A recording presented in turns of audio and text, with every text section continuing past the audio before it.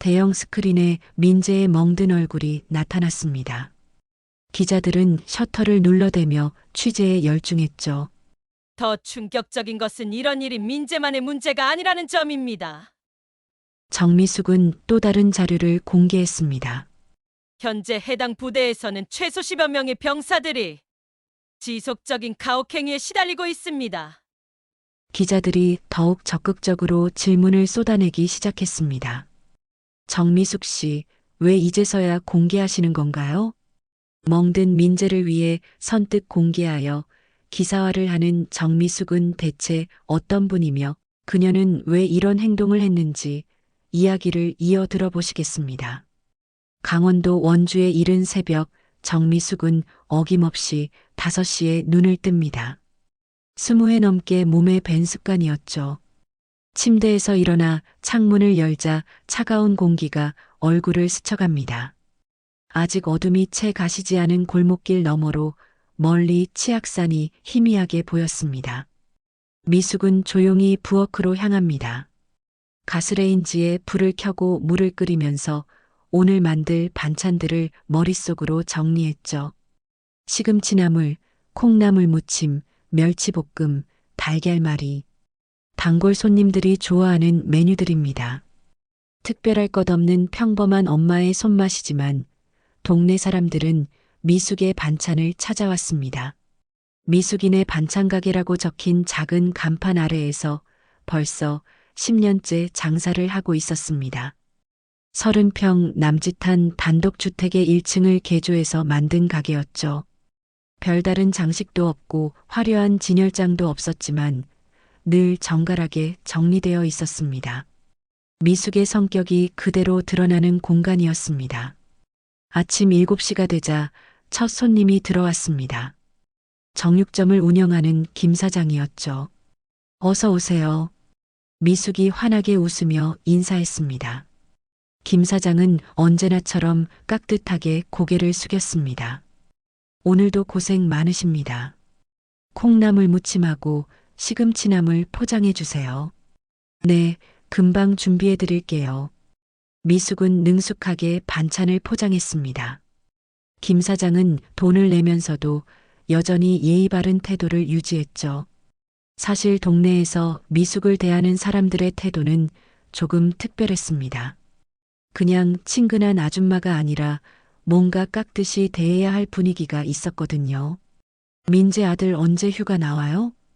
김 사장이 물었습니다. 미숙의 표정이 순간 밝아졌습니다. 다음 주에 나온대요. 벌써 한 달이 지났네요. 군대 생활 힘들 텐데 어머니가 걱정이 많으시겠어요. 뭐, 남자라면 다 거쳐야 할 길이잖아요. 건강하게만 지내면 되는 거죠. 미숙은 담담하게 대답했지만 눈가에는 은근한 그리움이 스며 있었습니다. 아들 민재가 현역으로 입대한 지 벌써 8달이 지났거든요. 23살 늦깎이 군인이었지만 미숙에게는 여전히 어린 아들이었습니다. 김 사장이 나간 뒤 미숙은 혼자서 가게를 정리했습니다. 반찬통들을 냉장고에서 꺼내 진열대에 가지런히 놓고 바닥을 닦았죠. 모든 일을 척척 해내는 모습은 마치 오랜 시간 훈련받은 사람 같았습니다. 실제로 미숙의 움직임에는 무의식 중에 배어있는 절도가 있었거든요. 오전 10시쯤 또 다른 단골 손님이 찾아왔습니다. 예전에 군에서 복무했다가 지금은 택시 운전을 하는 박 기사였죠. 사모님, 안녕하세요. 박 기사도 김 사장처럼 정중한 태도였습니다. 미숙은 고개를 끄덕이며 웃었습니다. 어서 오세요. 오늘은 뭘 드려볼까요? 평소처럼 주세요. 사모님이 해주시는 반찬이 제일 맛있어요. 미숙은 박 기사가 좋아하는 반찬들을 포장했습니다. 박 기사는 돈을 내면서 잠깐 망설이더니 조심스럽게 말했습니다. 사모님, 혹시 예전에 군에 계셨던 거 아니에요? 미숙의 손이 잠깐 멈췄습니다. 그러나 금세 자연스럽게 웃으며 고개를 저었죠. 왜 그렇게 생각하세요? 아니에요, 그냥. 뭔가 다른 아주머니들과는 다른 느낌이 있어서요. 저는 그냥 평범한 엄마예요. 별다른 거 없어요. 미숙은 부드럽게 대답했지만 박 기사는 여전히 의심스러운 표정이었습니다. 그래도 더 이상 묻지는 않았죠. 박 기사가 나간 뒤 미숙은 잠시 멈춰 섰습니다. 가끔 이런 질문을 받을 때마다 마음 한구석이 조금씩 흔들렸거든요. 하지만 곧 고개를 저으며 다시 일에 집중했습니다. 지금의 미숙은 그냥 평범한 엄마였으니까요. 점심시간이 지나고 오후가 되자 가게가 조용해졌습니다. 미숙은 카운터에 앉아 휴대폰을 꺼냈습니다. 민재에게서 온 문자 메시지가 있었거든요. 엄마, 다음 주 금요일에 휴가 나가요. 집에서 맛있는 거 해주세요. 미숙의 입가에 미소가 번졌습니다. 벌써 한 달 전부터 기다려온 순간이었죠. 아들이 집에 오는 날만큼은 특별한 음식을 해주고 싶었습니다. 민재가 어릴 때부터 좋아했던 갈비찜도 해주고 김치찌개도 끓여주고 싶었거든요. 미숙은 민재의 사진을 보며 혼자 중얼거렸습니다. 우리 아들 많이 컸겠구나. 그때는 몰랐습니다. 일주일 뒤 휴가 나온 아들의 모습이 얼마나 달라져 있을지, 그리고 그 모습을 본 미숙의 마음속에서 오래전 잠들어 있던 무언가가 깨어날 거라는 사실을 말이죠. 해가 저물어갈 무렵 미숙은 가게 문을 닫았습니다. 하루 장사를 마치고 집으로 올라가는 발걸음은 언제나처럼 평온했습니다. 그저 평범한 하루였고 내일도 똑같은 하루가 이어질 거라고 생각했거든요. 일주일이 흘러 금요일 오후 미숙은 부엌에서 분주하게 요리를 하고 있었습니다. 민재가 좋아하는 갈비찜을 끓이면서 한편으로는 김치찌개도 준비했죠. 아들이 휴가 나오는 날이면 늘 이랬습니다. 며칠 전부터 무엇을 해줄까 고민하고 장을 보고 정성스럽게 음식을 준비했거든요. 이제 곧 올 시간인데 미숙은 벽시계를 보며 혼자 중얼거렸습니다. 민재는 보통 오후 4시쯤 집에 도착했거든요.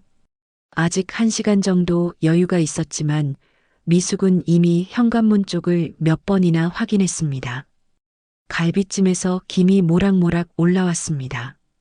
고기가 부드럽게 익어가는 소리와 함께 달콤한 양념 냄새가 집 안가득 퍼졌죠.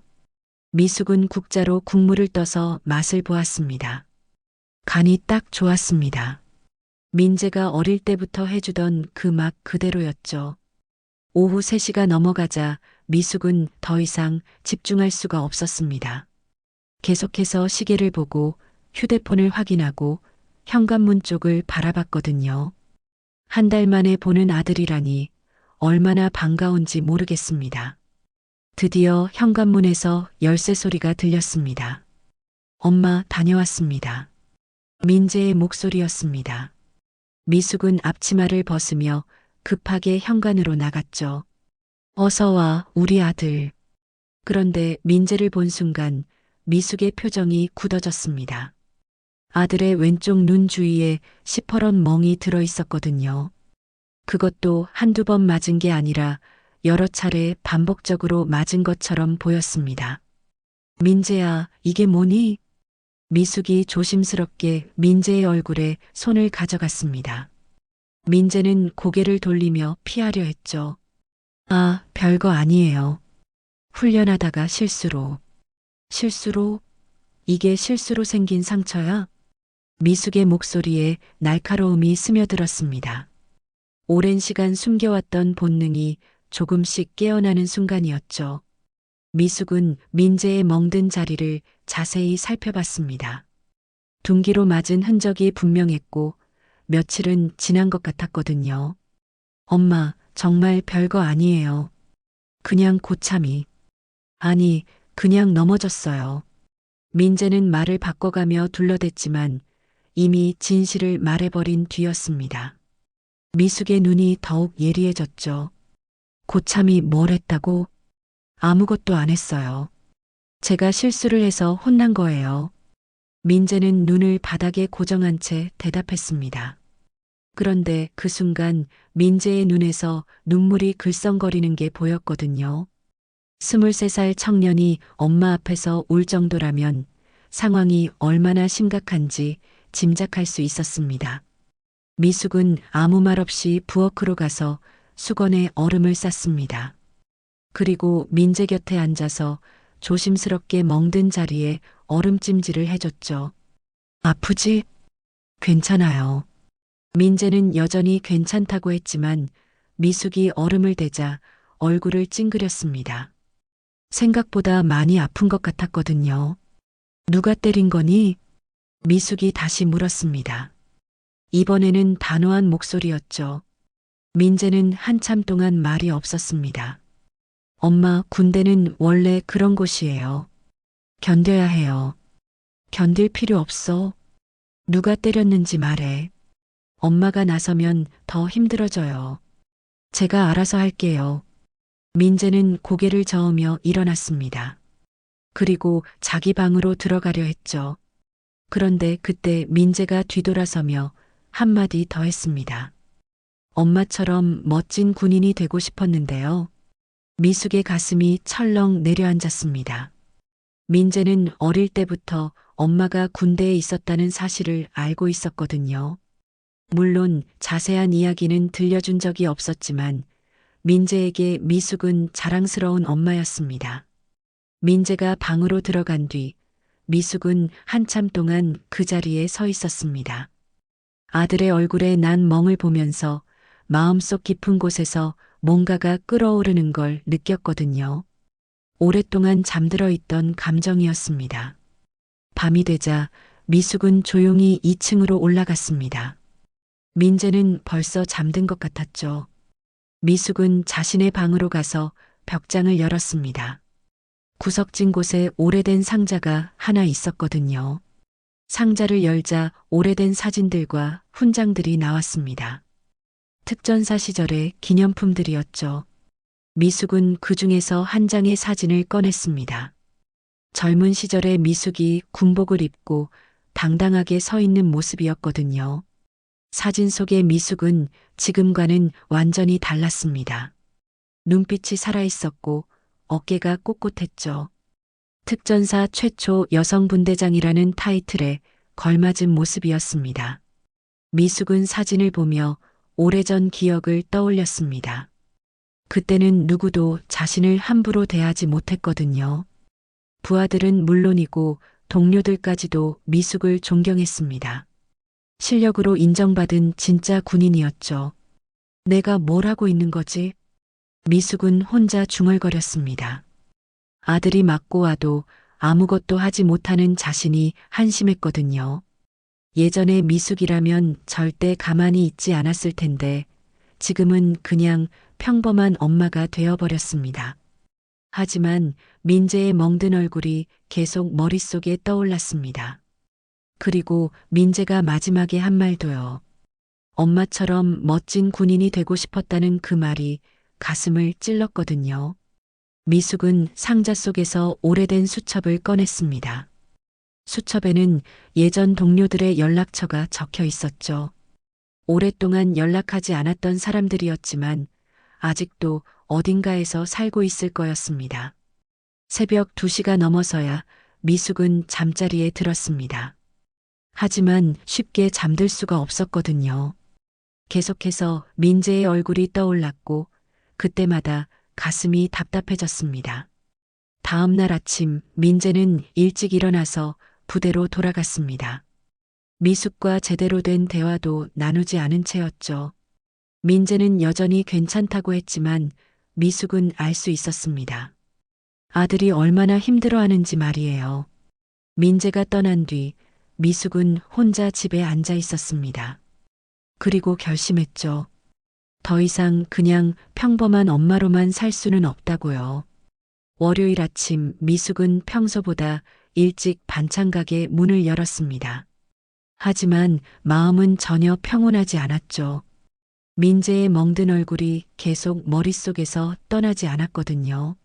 손님들이 와서 인사를 해도 제대로 대답하지 못할 정도였습니다. 오전 10시쯤 택시 운전을 하는 박 기사가 들어왔습니다. 평소와 다른 미숙의 표정을 본 박 기사가 조심스럽게 물었죠. 사모님, 무슨 일 있으세요? 표정이 안 좋아 보이는데요. 미숙은 잠시 망설이다가 입을 열었습니다. 박 기사님, 혹시 군대에서 복무하실 때 부대 내부 사정을 알아볼 수 있는 방법이 있었나요? 박 기사의 눈이 커졌습니다. 갑작스럽게 군대 이야기를 꺼낸 미숙이 의외였거든요. 부대 내부 사정이요? 왜 그런 걸 물어보시는지. 민재가 부대에서 좀 힘든 일을 당하는 것 같아서요. 미숙의 목소리에 걱정이 가득했습니다. 박 기사는 표정이 심각해졌죠. 혹시 가혹행위를 당하고 있는 건가요? 그런 것 같아요. 얼굴에 멍이 들어서 휴가를 나왔거든요. 박 기사는 한참 생각하더니 조심스럽게 말했습니다. 사모님, 솔직히 말씀드리면 예전부터 사모님이 보통 분은 아니라고 생각했어요. 혹시 군에서 높은 보직에 계셨던 거 아닌가요? 미숙은 더 이상 숨길 필요가 없다고 판단했습니다. 아들을 위해서라면 과거를 드러내는 것도 감수해야 했거든요. 특전사에서 분대장을 했었어요. 그게 벌써 20년 전 일이지만요. 박 기사의 입이 벌어졌습니다. 특전사 출신이라는 것도 놀라운데 여성 분대장이라니 더욱 믿기 어려웠거든요. 정말이세요? 특전사 여성 분대장이라니. 그때는 최초였어요. 지금은 모르겠지만요. 미숙의 목소리에 당시의 자부심이 살짝 묻어났습니다. 박 기사는 고개를 끄덕이며 말했죠. 그럼 사모님이 직접 나서시는 게 좋겠어요. 민재 아들이 어느 부대에 있는지 알고 계시죠? 강원도 화천에 있는 부대예요. 부대 이름까지 정확히 아세요? 미숙은 고개를 끄덕였습니다. 민재가 입대할 때부터 부대 정보는 모두 파악하고 있었거든요.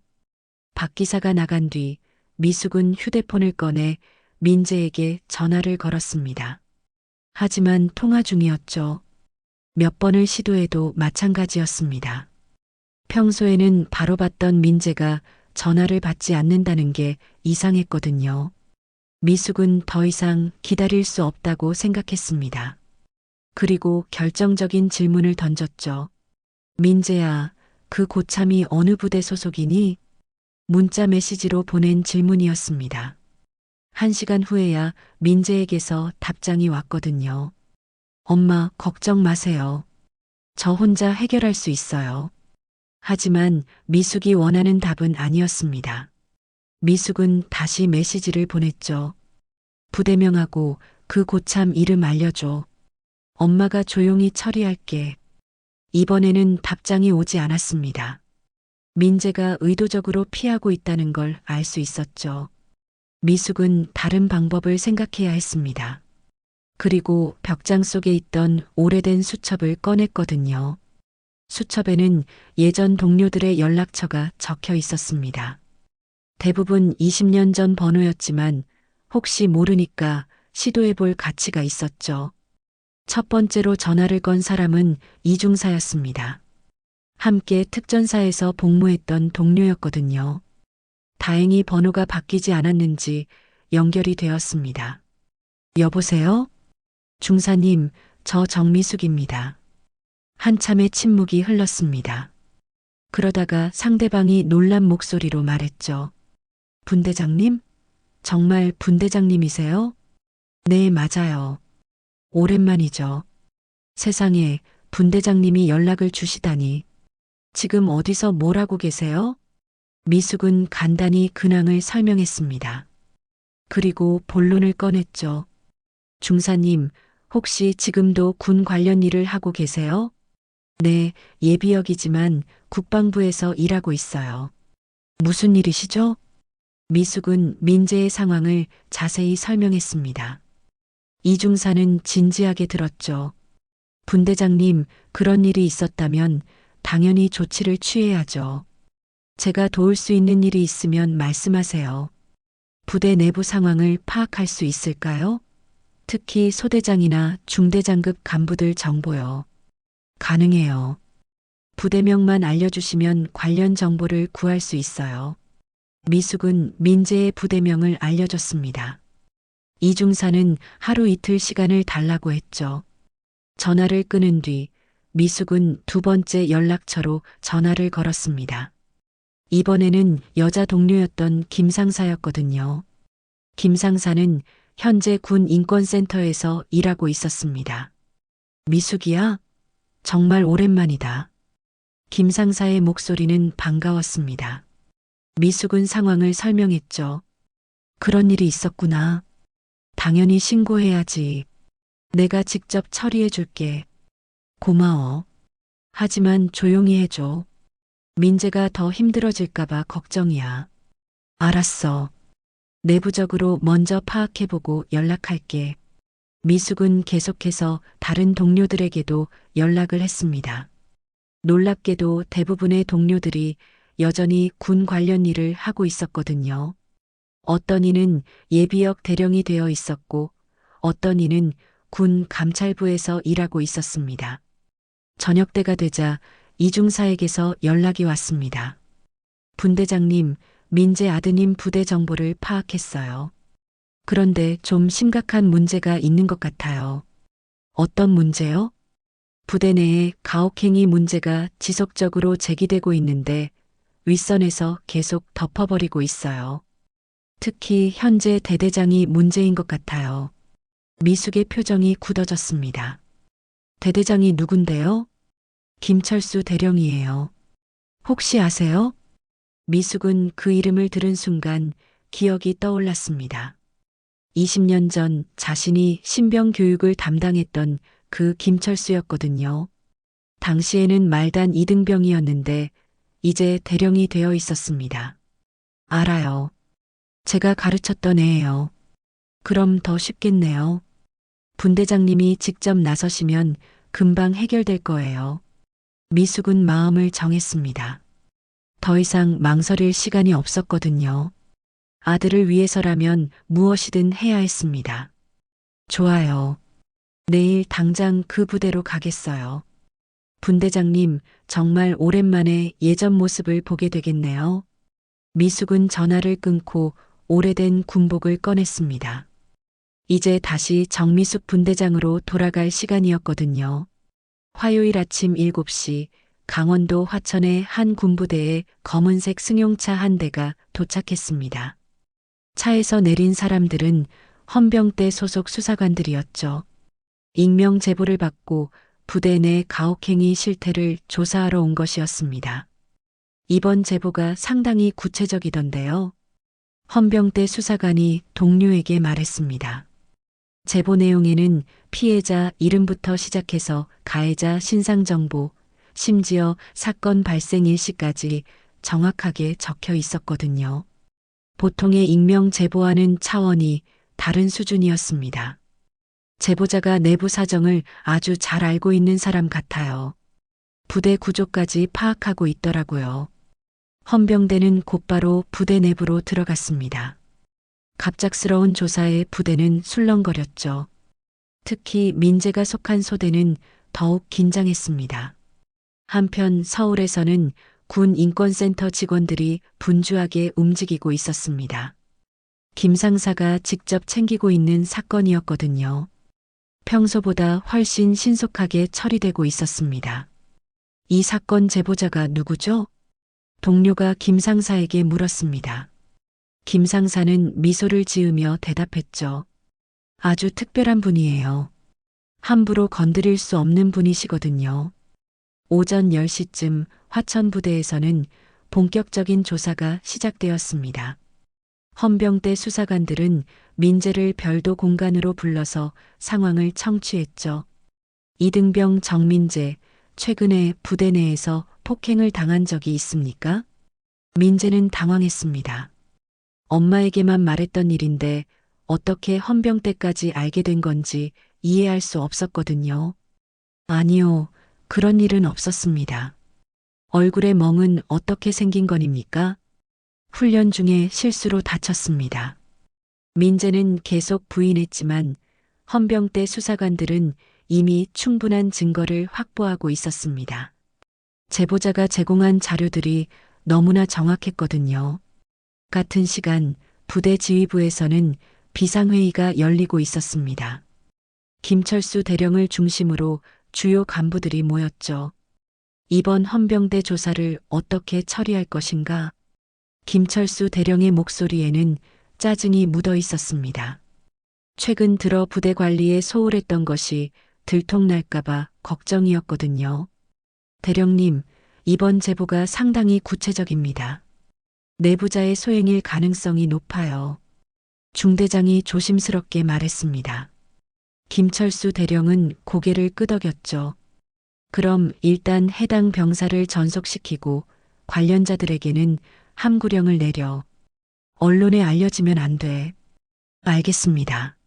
하지만 이미 상황은 김철수 대령의 통제를 벗어나고 있었습니다. 제보자는 단순한 익명의 민원인이 아니었거든요. 오후 2시 부대 정문에 또 다른 차량이 도착했습니다. 이번에는 국방부 감사관이 탄 차였죠. 이중사가 직접 움직인 결과였습니다. 무슨 일이 이렇게 많이 일어나는 거야? 김철수 대령은 점점 초조해졌습니다. 헌병대 조사도 부담스러운데 국방부 감사관까지 오다니 상황이 심각해지고 있었거든요. 대령님, 이번 일이 단순한 민원이 아닌 것 같습니다. 부관이 걱정스러운 표정으로 말했습니다. 김철수 대령도 마찬가지 생각이었죠. 오후 3시 김철수 대령의 사무실 문이 열렸습니다. 헌병대 수사관과 국방부 감사관이 함께 들어왔거든요. 대령님, 부대 내 가혹행위 관련해서 몇 가지 질문을 드리겠습니다. 무슨 말씀인지 모르겠습니다. 저희 부대는 모범적으로 운영되고 있어요. 김철수 대령은 시치미를 뗐습니다. 하지만 수사관들은 이미 구체적인 증거를 가지고 있었죠.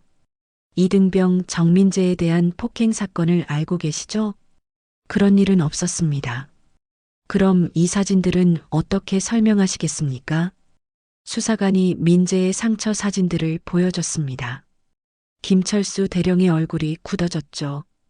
이건 훈련 중에 생긴 상처일 겁니다. 대령님, 이런 식으로 대응하시면 상황이 더 악화될 수 있습니다. 솔직하게 말씀해 주세요. 그때 사무실 문이 다시 열렸습니다. 부관이 급하게 들어와서 김철수 대령의 귀에 무언가를 속삭였죠. 김철수 대령의 표정이 순간 창백해졌습니다. 지금 뭐라고 했어? 정미숙이라는 분이 오셨다고 합니다. 김철수 대령은 그 이름을 듣는 순간 온몸이 굳어졌습니다. 20년 전 기억이 순간적으로 떠올랐거든요. 신병 시절 자신을 혹독하게 훈련시켰던 그 여성 분대장의 이름이었습니다. 설마 그 정미숙 분대장님? 김철수 대령은 혼자 중얼거렸습니다. 수사관들은 상황을 이해할 수 없었죠. 대령님, 아시는 분인가요? 잠깐만요. 제가 직접 확인해 보겠습니다. 김철수 대령은 급하게 창문으로 다가갔습니다. 부대 마당을 내려다보니 한 여성이 서 있었거든요. 비록 20년이 지났지만 그 당당한 자세와 눈빛은 그대로였습니다. 정말 정미숙 분대장님이시네. 김철수 대령의 목소리가 떨렸습니다. 이등병 시절 가장 무서워했던 사람이 바로 정미숙 분대장이었거든요. 그때의 기억이 고스란히 되살아났습니다. 대령님, 그분이 누구시길래 그렇게 놀라세요? 수사관이 물었습니다. 김철수 대령은 한참 동안 말을 하지 못했죠. 제 은사님이십니다. 신병 시절에 저를 가르쳐 주신 분이에요. 그 순간 김철수 대령은 깨달았습니다. 이번 사건의 제보자가 바로 정미숙 분대장이라는 사실을 말이죠. 그리고 피해자인 정민재가 그분의 아들이라는 것도요. 이제야 상황이 정리되네요. 김철수 대령은 절망적인 표정을 지었습니다. 정미숙 분대장을 상대로는 어떤 꼼수도 통하지 않는다는 걸 알고 있었거든요. 20년 전에도 그랬고 지금도 마찬가지일 거였습니다. 대령님, 그분을 모셔오겠습니다. 부관이 말했습니다. 김철수 대령은 고개를 끄덕였죠. 이제 정면 승부를 할 수밖에 없었습니다. 몇 분 후 정미숙이 사무실 문을 열고 들어왔습니다.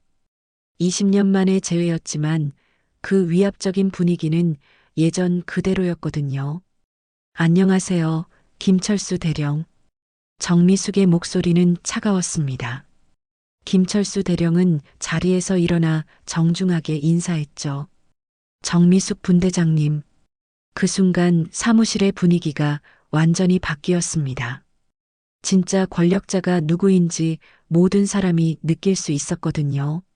정미숙이 김철수 대령의 사무실에 들어서자 실내의 공기가 순간 얼어붙었습니다. 헌병대 수사관들과 국방부 감사관들까지 모두 긴장한 표정이었죠.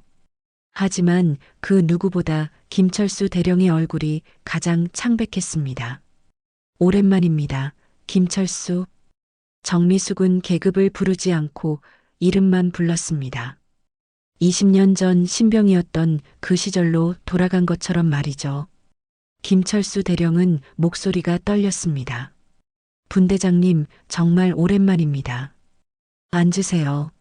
정미숙의 한마디에 김철수 대령이 자리에 앉았습니다. 자신의 사무실인데도 불구하고 완전히 주도권을 빼앗긴 상황이었죠.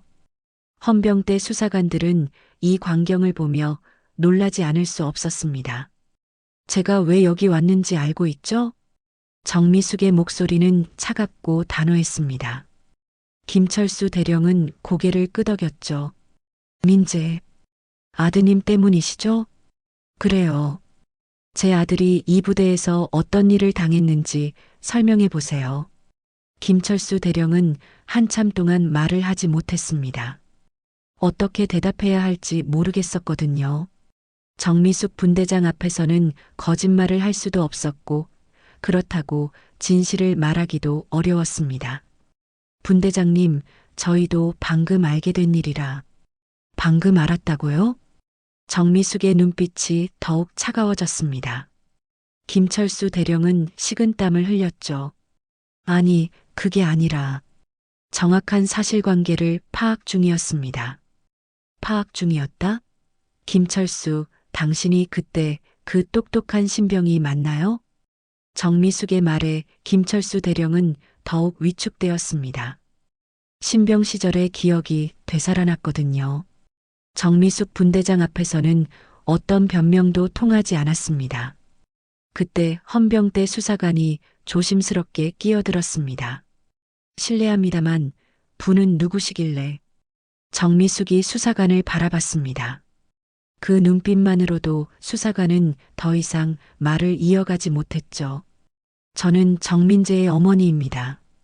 그리고 김철수 대령을 가르쳤던 특전사 출신이기도 하고요.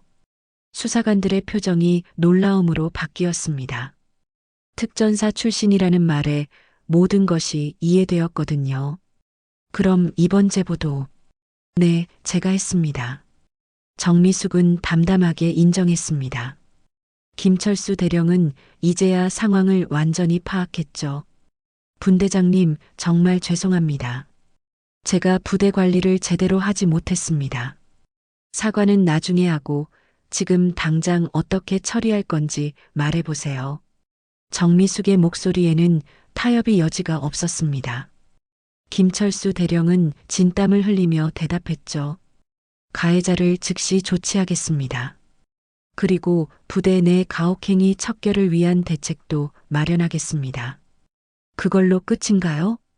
정미숙의 반문에 김철수 대령은 당황했습니다. 더 무엇을 원하는지 알 수 없었거든요.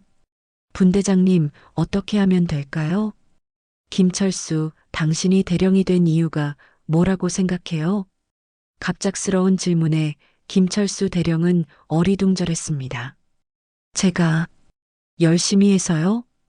틀렸어요. 당신이 대령이 된 건 부하들을 보호하라고 준 권한이에요. 그런데 지금 뭘 하고 있나요? 정미숙의 말에 김철수 대령은 고개를 숙였습니다. 정말 부끄러웠거든요. 그때 밖에서 소란스러운 소리가 들렸습니다. 부관이 급하게 들어와서 김철수 대령에게 귓속말을 했죠. 김철수 대령의 얼굴이 더욱 어두워졌습니다. 무슨 일인가요?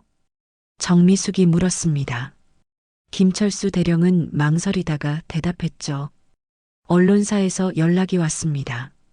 이번 사건에 대해 취재하고 싶다고 합니다. 정미숙은 미소를 지었습니다. 차가운 미소였죠. 빠르네요. 누가 언론에 제보했을까요? 김철수 대령은 정미숙을 바라봤습니다.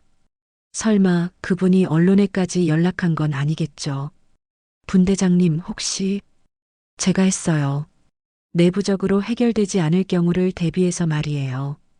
김철수 대령은 절망적인 표정을 지었습니다. 이미 상황이 걷잡을 수 없이 커져버렸거든요. 분대장님, 제발 기회를 주세요. 제가 깨끗하게 처리하겠습니다. 기회요? 김철수, 당신은 이미 기회를 놓쳤어요. 정미숙은 자리에서 일어났습니다. 그리고 김철수 대령을 내려다보며 말했죠. 지금부터 24시간 안에 가해자들을 모두 조치하세요. 그리고 피해자들에게 정식으로 사과하고요. 못하면 언론에 모든 걸 공개할 겁니다. 김철수 대령은 고개를 끄덕였습니다. 다른 선택의 여지가 없었거든요. 그런데 분대장님, 왜 바로 공개하지 않으시고 기회를 주시는 건가요? 헌병대 수사관이 궁금해서 물었습니다.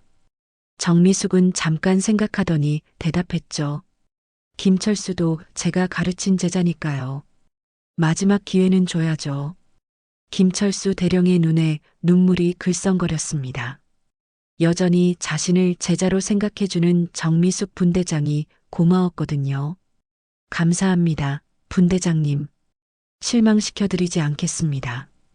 실망시키면 그때는 정말 가만두지 않을 거예요. 정미숙의 마지막 경고였습니다. 김철수 대령은 깊이 고개를 숙였죠. 정미숙이 사무실을 나간 뒤 김철수 대령은 한참 동안 그 자리에 서 있었습니다.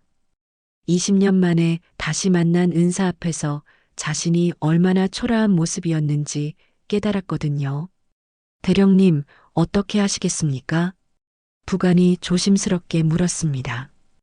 김철수 대령은 결심한 듯 말했죠. 즉시 비상회의를 소집해. 그리고 관련자들을 모두 불러. 네, 알겠습니다. 김철수 대령은 창문을 통해 부대 밖으로 나가는 정미숙의 모습을 바라봤습니다. 여전히 당당하고 의연한 모습이었죠. 그리고 다짐했습니다. 이번만큼은 정말 깨끗하게 처리하겠다고 말이에요. 하지만 김철수 대령은 아직 몰랐습니다. 정미숙이 준비한 계획이 이것만이 아니라는 사실을요. 진짜 승부는 이제부터 시작될 거였습니다. 정미숙이 부대를 떠난 지 2시간 후 김철수 대령의 사무실에서는 긴급회의가 열리고 있었습니다. 주요 간부들이 모두 모인 자리였죠. 하지만 김철수 대령의 표정은 어두웠습니다. 대령님, 정말 그분이 정미숙 분대장님이 맞습니까? 중대장이 조심스럽게 물었습니다. 김철수 대령은 고개를 끄덕였죠. 맞아요. 20년 전 저를 가르쳐 주신 그분이에요. 그럼 이번 사건을 어떻게 처리하시겠습니까? 김철수 대령은 한참 생각하더니 입을 열었습니다. 일단 관련자들부터 파악해 봅시다. 정민재를 폭행한 상급자가 누구죠? 박상병장입니다. 소대장이 대답했습니다. 김철수 대령의 얼굴이 굳어졌죠. 박상병장을 당장 불러오세요. 몇 분 후 박상병장이 사무실에 들어왔습니다. 평소 거만했던 모습과는 달리 잔뜩 움츠러든 표정이었거든요. 이미 소문이 퍼진 상태였습니다. 박상병장, 정민재를 폭행한 게 사실입니까? 김철수 대령의 질문에 박상병장은 당황했습니다. 대령님, 그건 훈육 차원에서. 훈육이라고요? 얼굴에 멍이 들도록 때리는 게 훈육입니까? 김철수 대령의 목소리가 날카로워졌습니다. 박상병장은 더 이상 변명할 수 없었죠. 죄송합니다. 사과는 피해자에게 하세요. 당신은 즉시 영창 조치하겠습니다. 박상병장의 얼굴이 창백해졌습니다. 하지만 김철수 대령의 결정은 번복되지 않았죠. 박상병장이 나간 뒤 김철수 대령은 다른 간부들을 바라봤습니다. 앞으로 이런 일이 재발하면 지휘관부터 책임지겠습니다. 모두 명심하세요. 네, 알겠습니다. 간부들은 일제히 대답했습니다. 김철수 대령의 단호한 모습을 보며 상황의 심각성을 깨달았거든요. 같은 시간 서울에서는 정미숙의 옛 동료들이 모이고 있었습니다. 이중사가 주선한 자리였죠. 오랜만에 만난 특전사 출신들의 표정은 진지했습니다. 미숙이가 직접 나섰다니 상당히 심각한 모양이네. 김 상사가 말했습니다. 다른 동료들도 고개를 끄덕였죠. 그럼 우리도 제대로 도와야지. 미숙이 혼자서는 한계가 있을 거야. 예비역 준장이 된 최선임이 말했습니다. 모든 사람들이 동의했죠. 각자 맡은 분야에서 최대한 지원하자. 이번만큼은 확실하게 마무리해야 해. 이중사가 정리했습니다. 곧바로 역할 분담이 이뤄졌죠. 김 상사는 군 인권센터에서 지속적인 모니터링을, 최 준장은 국방부 차원에서의 압박을, 이중사는 현장 정보 수집을 담당하기로 했습니다. 한편 정미숙은 원주의 집으로 돌아와 있었습니다. 민재에게 전화를 걸어봤지만 여전히 받지 않았죠. 아마 부대 내 상황 때문에 통화가 어려운 모양이었습니다. 저녁 8시쯤 김철수 대령에게서 전화가 왔습니다. 분대장님, 김철수입니다. 네, 어떻게 되었나요? 가해자를 영창 조치했고 관련자들도 모두 징계 처리했습니다. 그리고 민재 아드님께 정식으로 사과했습니다. 정미숙은 잠시 침묵했습니다. 생각보다 빠른 처리였거든요. 그것만으로는 부족해요. 분대장님, 더 무엇을 원하시는지. 김철수, 당신은 아직도 모르는군요. 이건 민재만의 문제가 아니에요. 정미숙의 목소리가 차가워졌습니다. 김철수 대령은 무슨 뜻인지 이해하지 못했죠. 무슨 말씀이신지. 당신 부대에 민재 말고도 피해자가 더 있다는 걸 알고 있어요. 김철수 대령은 순간 말문이 막혔습니다.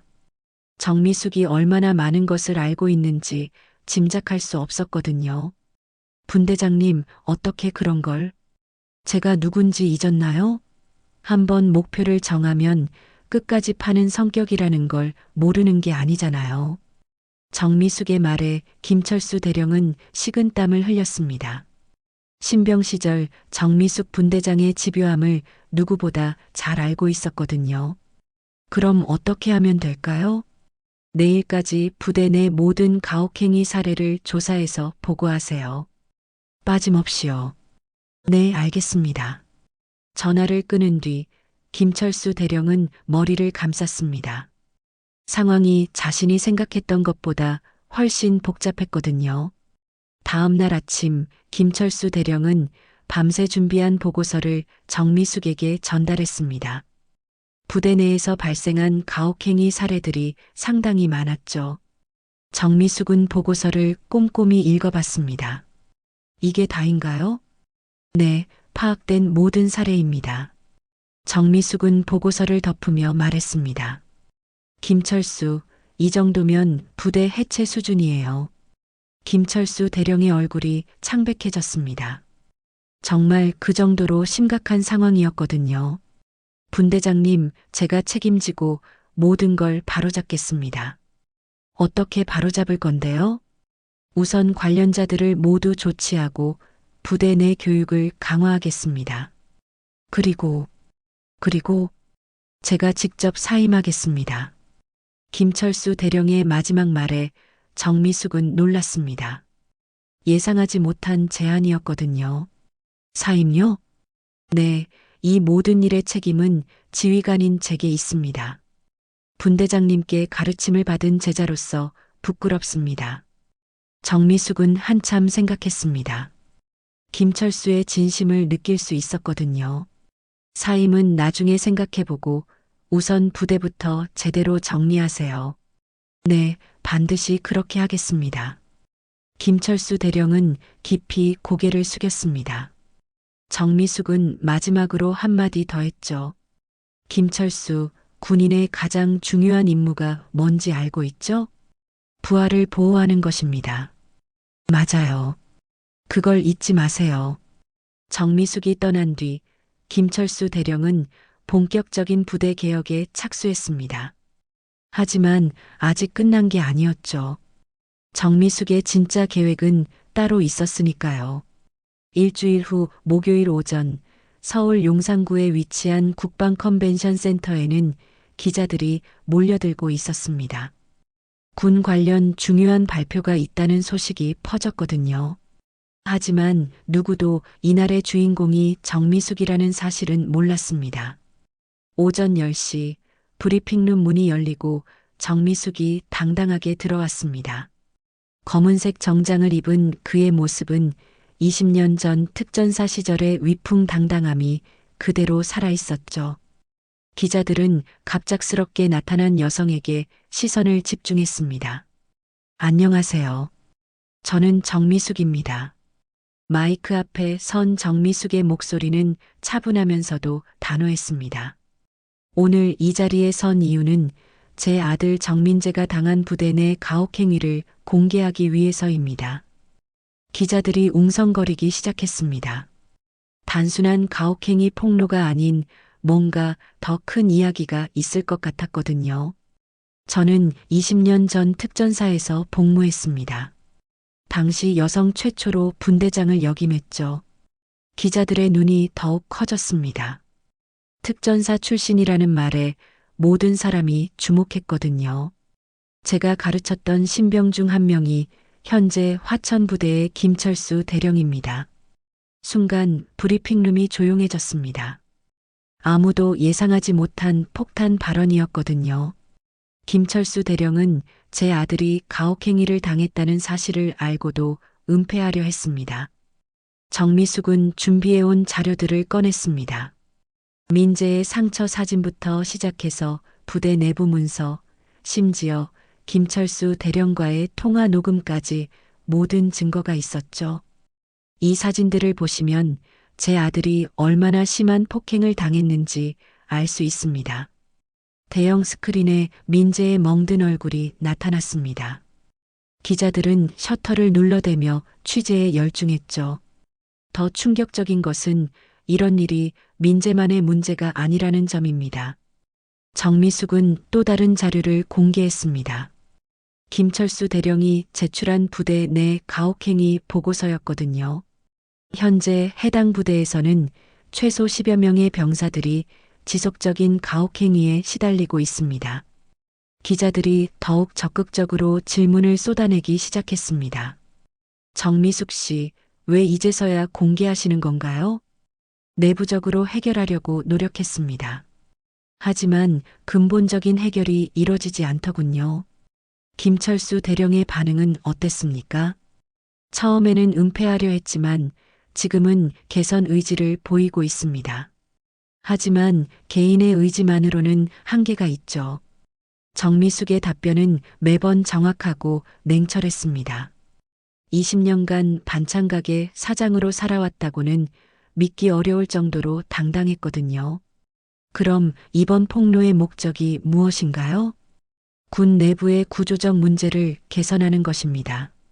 제 아들뿐만 아니라 모든 병사들이 안전하게 복무할 수 있는 환경을 만들고 싶어요. 그때 브리핑룸 뒤쪽에서 소란이 일었습니다. 김철수 대령이 급하게 들어온 것이었죠. 기자들의 시선이 일제히 그에게 쏠렸습니다. 분대장님, 잠깐만요. 김철수 대령이 다급하게 말했습니다. 정미숙은 차갑게 그를 바라봤죠. 김철수 대령, 여기서 뭘 하고 있나요? 분대장님께 사과드리려고 왔습니다. 김철수 대령은 기자들이 보는 앞에서 정미숙에게 고개를 숙였습니다. 기자들은 이 광경을 놓치지 않고 촬영했죠. 공개적으로 사과하시겠다는 건가요? 네, 그렇습니다. 김철수 대령은 마이크 앞으로 나왔습니다. 그리고 깊이 허리를 숙였죠. 저는 화천부대 김철수 대령입니다.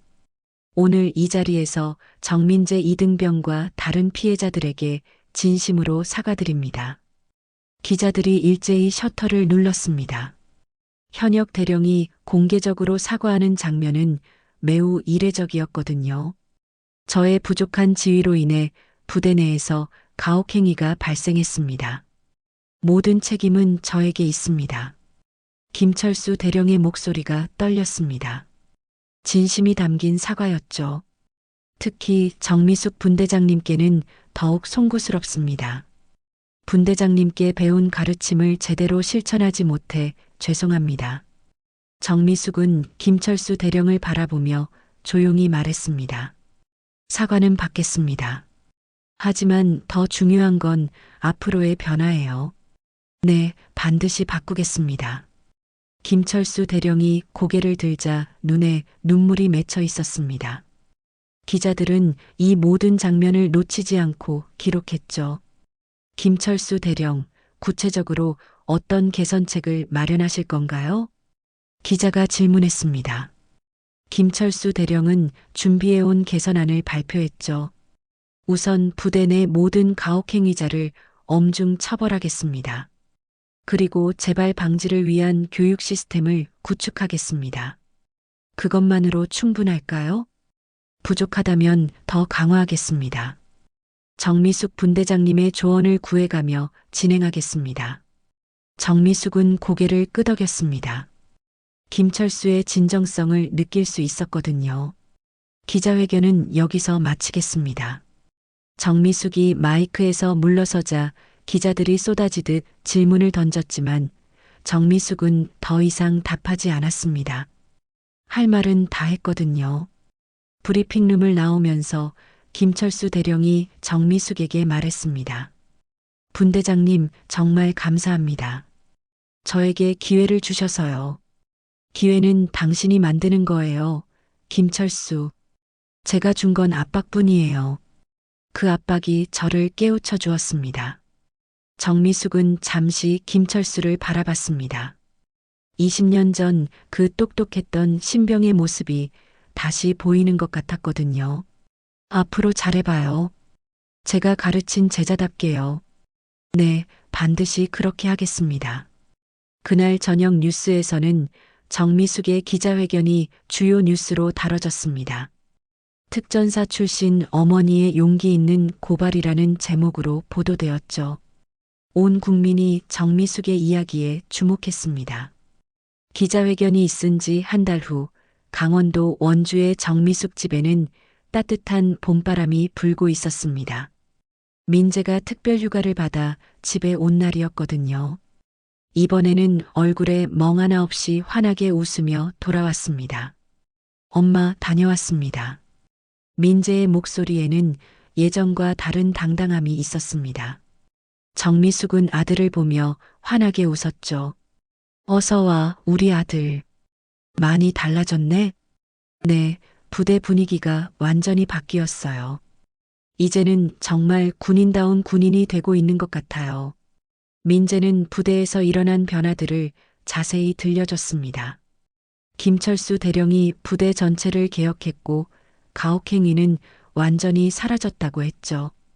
무엇보다 교육 시스템이 체계적으로 바뀌어서 진짜 군인 정신을 배우고 있다고 했습니다. 그런데 엄마, 저 특전사에 지원하려고 해요. 민재의 말에 정미숙은 놀랐습니다. 예상하지 못한 이야기였거든요. 특전사라고? 왜 갑자기? 엄마처럼 진짜 군인이 되고 싶어요. 이번 일을 겪으면서 느꼈거든요. 진짜 강한 사람이 되어야 약한 사람을 보호할 수 있다는 거요. 정미숙의 눈가가 촉촉해졌습니다. 아들이 이렇게 성장했다는 사실이 기뻤거든요. 힘든 길이야, 민재야. 알아요. 하지만 엄마가 걸었던 길이잖아요. 저도 엄마처럼 자랑스러운 군인이 되고 싶어요. 정미숙은 아들을 꼭 안아줬습니다. 그리고 속으로 다짐했죠. 이제 정말 평범한 엄마로 돌아가겠다고 말이에요. 그럼 특전사 준비 열심히 해봐. 엄마가 응원할게.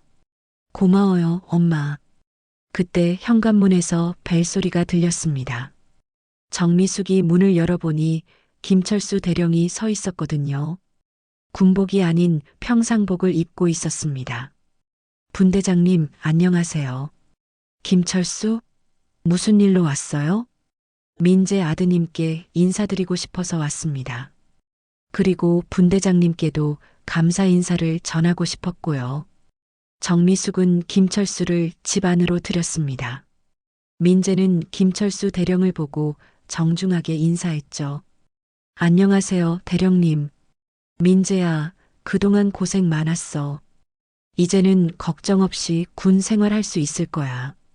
김철수 대령의 목소리에는 진심 어린 미안함이 담겨 있었습니다. 감사합니다. 덕분에 정말 많이 배우고 있어요. 특전사 지원한다고 들었는데, 네, 엄마처럼 멋진 군인이 되고 싶어요. 김철수 대령은 정미숙을 바라보며 미소 지었습니다. 역시 분대장님의 아들답네. 내가 추천서 써줄게. 민재의 얼굴이 밝아졌습니다. 김철수 대령의 추천이라면 특전사 지원에 큰 도움이 될 테니까요. 정말 감사합니다. 저녁을 함께 먹으면서 김철수 대령은 부대의 변화된 모습을 자세히 설명했습니다. 가혹행위는 완전히 근절되었고 병사들의 만족도도 크게 향상되었다고 했죠. 무엇보다 진짜 군인 정신을 가르치는 부대로 거듭났다고 했습니다. 분대장님 덕분입니다. 저를 다시 깨우쳐 주셔서 감사해요. 당신이 스스로 변한 거예요. 저는 계기만 제공했을 뿐이에요. 정미숙의 겸손한 대답에 김철수 대령은 고개를 저었습니다. 아니에요. 분대장님이 아니었다면 저는 계속 잘못된 길을 걸었을 거예요. 식사 후 김철수 대령이 돌아가면서 마지막으로 말했습니다. 분대장님, 언제든 도움이 필요하시면 연락하세요. 제가 할 수 있는 건 뭐든 하겠습니다. 고마워요. 앞으로도 좋은 지휘관이 되세요. 김철수 대령이 떠난 뒤 정미숙과 민재는 함께 마당에 앉아 있었습니다. 별이 쏟아지는 밤하늘이 아름다웠거든요. 엄마, 정말 자랑스러워요. 민재가 조용히 말했습니다. 뭐가? 엄마가 저를 위해 싸워주신 거요. 그리고 다른 병사들까지 보호해 주신 거요. 정미숙은 아들의 어깨에 손을 올렸습니다. 당연한 거야. 엄마니까. 하지만 쉽지 않았을 텐데요. 민재야, 엄마는 이제 정말 평범한 엄마로 살 거야. 내가 좋은 군인이 되는 걸 지켜보면서 말이야. 민재는 고개를 끄덕였습니다. 그리고 결심했죠. 엄마처럼 멋진 사람이 되겠다고 말이에요. 다음 날부터 정미숙의 반찬 가게에는 더 많은 손님들이 찾아왔습니다. 기자회견 이후 정미숙의 이야기가 알려지면서 많은 사람들이 응원하러 온 것이었죠. 특히 군인 가족들이 자주 찾아왔습니다.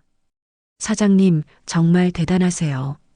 저희도 용기를 얻었어요. 한 군인 어머니가 말했습니다. 정미숙은 환하게 웃으며 대답했죠.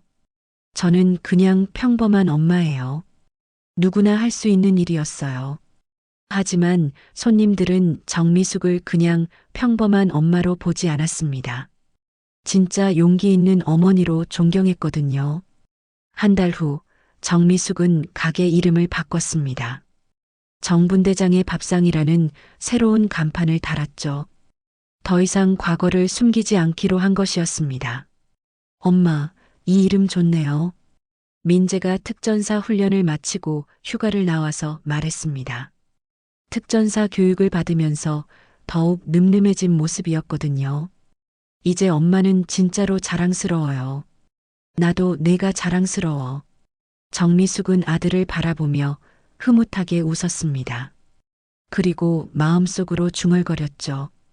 내가 너희를 위해 싸운 건 군복을 입었기 때문이 아니라 엄마였기 때문이야.